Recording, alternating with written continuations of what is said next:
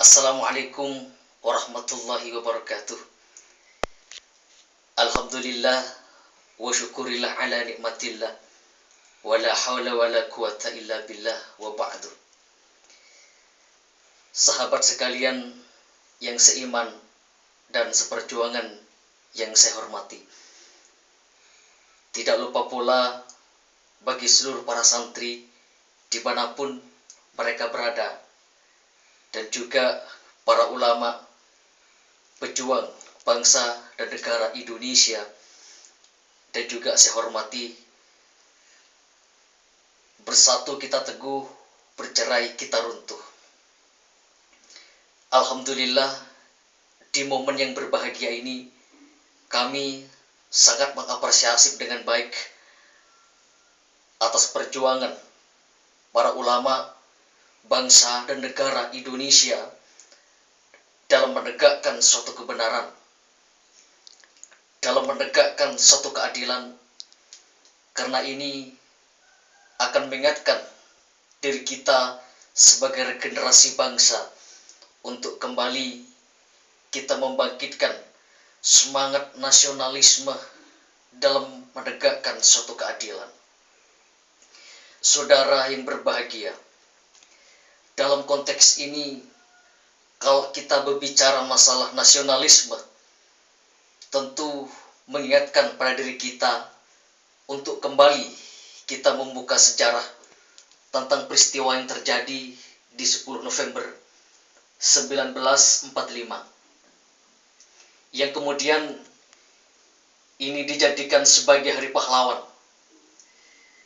Betapa berat bangsa dan negara Indonesia dalam mempertahankan suatu kemerdekaan.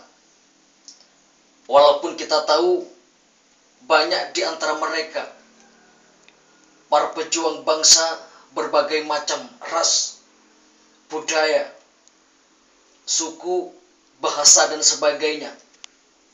Tapi mereka mempunyai keinginan yang sama untuk mewujudkan kehidupan yang nyata, yaitu bersama untuk mempertahankan bangsa dan negara Indonesia dalam kemerdekaan ini.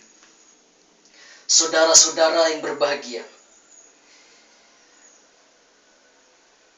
secara konseptual, kalau kita pahami nasionalisme, yaitu bermakna suasana kejiwaan yang kemudian ini menghasilkan solidaritas dan mengikat persatuan individu, warga masyarakat, atau sejumlah masyarakat di mana negara itu ada, di mana negara itu didirikan.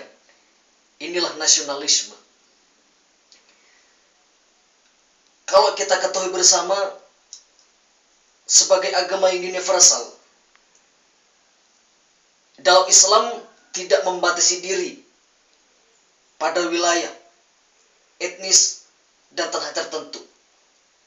Begitu juga Islam tidak menafikan, tidak memarginalkan adanya suatu kenyataan bagi seseorang untuk beraktivitas pada tanah air tertentu.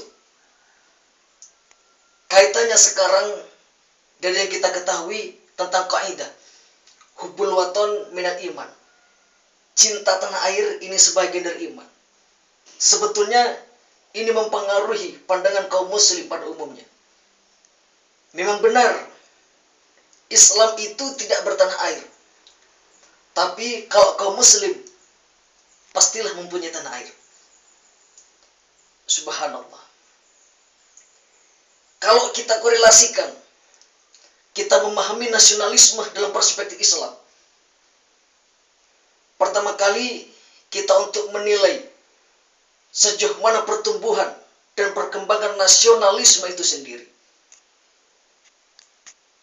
Walaupun sampai saat ini kita tahu bahwa nasionalisme tumbuh berkembang, tumbuh besar di berbagai belahan dunia.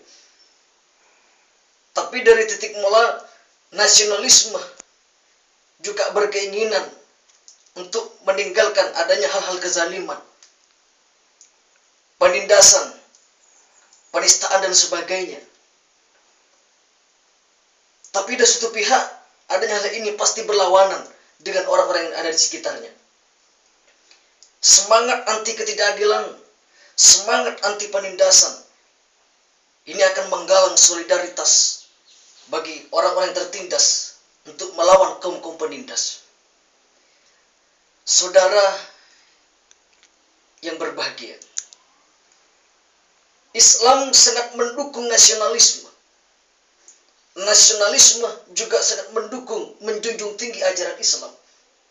Islam agama berkeadilan, agama anti penindasan. Saudara yang berbahagia, jadi kita sadar, kita selaku umat muslim, pasti diri kita mempunyai tanah air Indonesia, untuk kita menjaga keabsahan, menjaga kebenaran agama Islam yang saat ini sudah semakin adanya perubahan dunia yang semakin modern, yang semakin mengglobal, juga semakin banyak ajaran, aliran-aliran yang masuk ke Indonesia. Ada yang sifatnya itu liberalisme. Dengan ini tentu menjadi tantangan bagi kita untuk kita tetap menjaga kebenaran Islam di era saat ini. Sahabat seperjuangan yang saya hormati, mungkin hanya ini sekilas dari saya.